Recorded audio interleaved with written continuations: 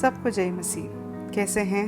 मैं उम्मीद करती हूँ कि आप सब सेफ हैं अपने रूम में और सुरक्षित हैं, और मैं यही प्रार्थना करती रहूँगी कि आप सब विश्वास में और प्रभु की कृपा में आप हमेशा रहें। हम रोज़ अपनी ज़िंदगी में बहुत सारे न्यूज़ सुनते हैं, न्यूज़पेपर के द्वारा, व्हाट्सएप के द्वारा, फेसबुक, अपने दोस्तों के द्वारा हम बहुत सारे न्यूज़ सुनते हैं। और बहुत सारे न्यूज़ों में कौन सा सच है, कौन सा झूठ है, ये तय करना भी बहुत मुश्किल है। किस न्यूज़ पर भरोसा करना है, कौन सच्चा है, कौन झूठा है। आजकल के ज़माने में कोई भी एक न्यूज़ बनाकर उसे स्प्रेड कर सकता है सोशल मीडिया के द्वारा। मैं आपको एक उदाहरण देती हूँ। कोरोना वायरस बीमारी सब तरफ फैल रहा है करके एक न्यूज़ आया। उसके साथ और एक न्यूज़ आया कि कोरोना वायरस मुर्गियों से फैलती है। इन दोनों में से कौन सा न्यूज़ सच्चा है? कोरोना वायरस बीमारी सब तरफ फैल रहा है, ये सच है, लेकिन ये और एक न्यूज़ जो मुर्गियों के बारे में था, ये गलत था, ये फेक न्यूज़ था। ये झूठा खबर बहुत तेज़ी से फैल गया। केवल 2 दिन में ही सब तरफ फैल गया और सब लोगों ने चिकन और अंडा खाना बंद किया। इसका असर ये हुआ कि चिकन और एग का इतना रेट गिर गया। फ्री भी दे रहे थे लेकिन लोग नहीं खा रहे थे। कुछ दिन के बाद गवर्नमेंट ने अनाउंसमेंट दिया, न्यूज़ दिया कि चिकन और कोरोना वायरस के बीच में कोई संबंध नहीं है, बल्कि आप चिकन खा सकते हैं क्योंकि इससे तंदुरुस्ती बढ़ता है। ये न्यूज़ फैला क्या? नहीं। जो सच्चा है और जो सही है वो कम बढ़ता है, लेकिन जो झूठी खबर है, जो गलत है, वो बहुत तेज़ी से फैलता है। यही दुनिया है। और जब भी हम दुनिया की न्यूज़ सुनते हैं, हमारा मन उदास हो जाता है। एक तरह का चिंता, एक तरह का डर, एक तरह का गुस्सा भी कि क्या होगा इस दुनिया का, हमारा क्या होगा।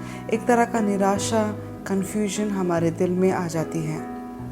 लेकिन मैं आज आपके सामने एक गुड न्यूज़, एक सुसमाचार, एक अच्छी खबर आपके सामने मैं पेश करना चाहती हूँ। और वो सुसमाचार है, यीशु मसीह हमारे पापों के लिए मारे गए, गाड़े गए और तीसरे दिन जी उठे। ये खबर हमारे लिए है। और ये न्यूज़ कोई नया न्यूज़ नहीं है, बहुत पुराना न्यूज़ है, लगभग 2000 साल पहले। और ये न्यूज़ पूरा दुनिया में आज भी फैला ही जा रहा है। और ये खबर सच्चा है, भरोसा कर सकते हैं। और इस सुसमाचार का मतलब यही है कि यीशु मसीह ने हमारे सारे पापों को अपने ऊपर लिया। हमारे बदले उन्होंने दंड सहा और अब हमें पापों से, श्रापों से प्रभु यीशु ने मुक्ति दिया है, क्षमा किया है। और अब हम परमेश्वर का बेटी, बेटा बनकर एक आनंद का जीवन, एक मुक्ति का जीवन का अनुभव हम कर सकते हैं। जब यीशु मसीह तीसरे दिन जी उठे, ये खबर यीशु मसीह के चेलों को पहुंच गया कि यीशु मसीह जी उठे हैं, दिखाई दे रहे हैं, बातें कर रहे हैं। लेकिन यीशु मसीह के चेलों ने इस खबर पर विश्वास नहीं किया। इस खबर को उन्होंने अपने मन में नहीं लिया। और इसीलिए यीशु मसीह चेलों के बीच में प्रकट होकर उनसे बात करते हैं।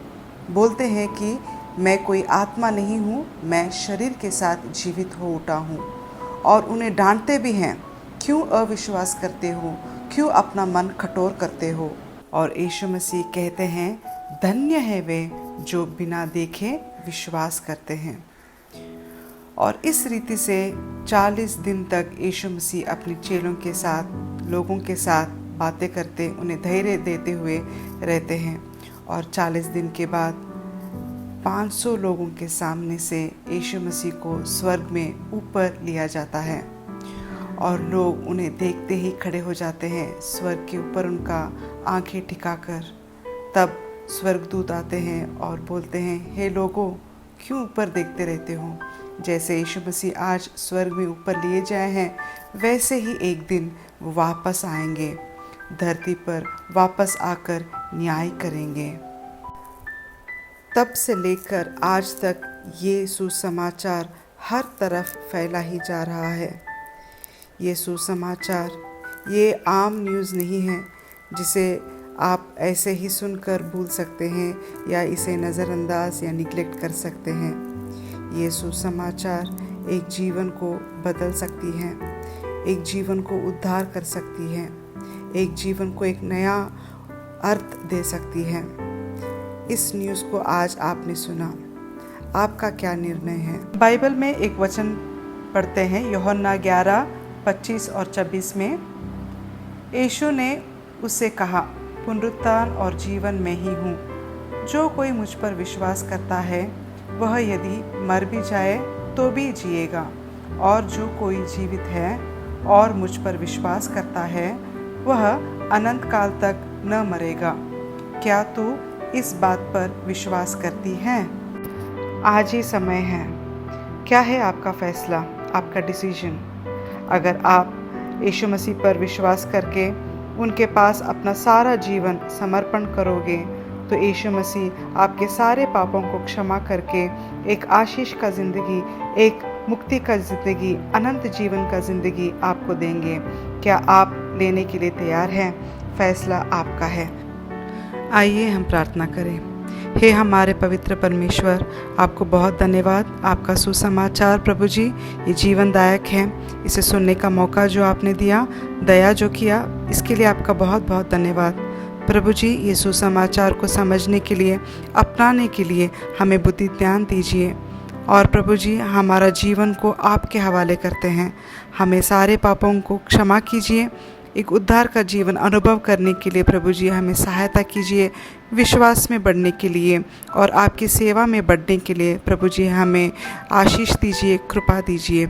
हम सबको रक्षा कीजिए, हमारे परिवारों को, सबको प्रभु जी आपके चरण में हम रखते हैं। आपकी दया और आपकी करुणा हमेशा हमारे साथ रहे और आपका नाम की महिमा हमेशा होती रहे। मांगते छोटी सी विनती यीशु मसीह के नाम से, आमीन। सबको बहुत thank you. God bless you all. अगर ये वीडियो आपको लाइक हुआ है तो लाइक कीजिए, सब्सक्राइब कीजिए और शेयर कीजिए। Thank you.